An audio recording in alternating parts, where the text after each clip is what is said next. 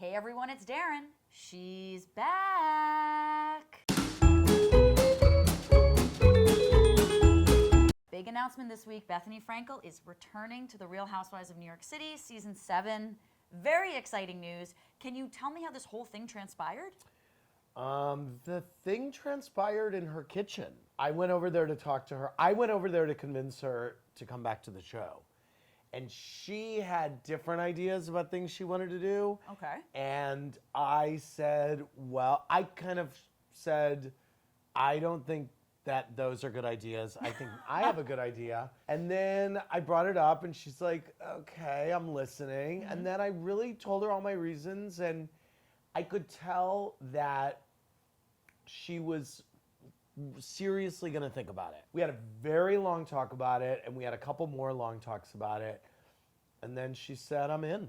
We had a deal. This all happened in late June, I think, or July of this year. The idea that we've been able to keep it a secret for as long as we did was great. At Bravolebrity 1 wants to know, who do you think Bethenny will be best friends with this season, and who do you think she's not going to get along with? You know, I don't know. I think the Heather Carroll thing is a coin toss. I think she and Luann weirdly will get along, given their history. And I think the rest are up for grabs. Now, since the announcement, you know, everyone had been talking about Bethenny. A lot of rumors have been surfacing about Jill Zarin. Right. At Real Mr. Housewife asked, will Jill Zarin make an appearance this season? I doubt it. I think we might have a little bit of a cast mutiny if Jill came back. Sadly, there's a story in my book where I talk about, no one knows this either. There was a plan for Jill to come back last season. Okay. And for one scene, and it was my fantasy that this scene would happen, and it didn't work out. There was at the very last minute, it didn't work out, and that story's in my book. So if Bethenny had ultimately decided no, would you have considered Jill Zarin to come back at all, or? I would have been open to the conversation. Can you give us a reason why Aviva is no longer coming back? She's the only one not returning. She is.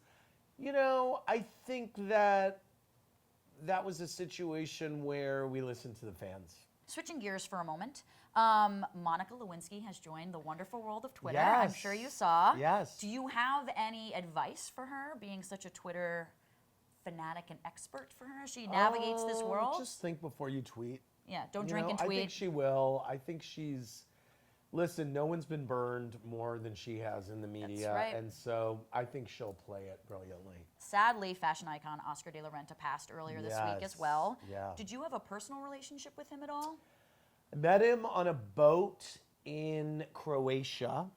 Casual. Once, and we had a lovely meal. And he was just so nice. He was so gentle. He was very elegant, and as fancy as he was really a man of the people, you could tell. You know, I was Sarah Jessica's date to the Met Ball this year, and she had that very iconic, memorable Oscar de la Renta dress on. And it was of her encouragement that they put the Oscar signature on the back of the dress. I think he was against it because he's a very, he's a very kind of humble, not showy person, and that was kind of a very showy gesture on his part, and she really encouraged him to do it, and I guess that he agreed, and I think it's so cool that he did, because that became so memorable, seeing his signature there. Can you sum up his impact on the fashion world in 3 words?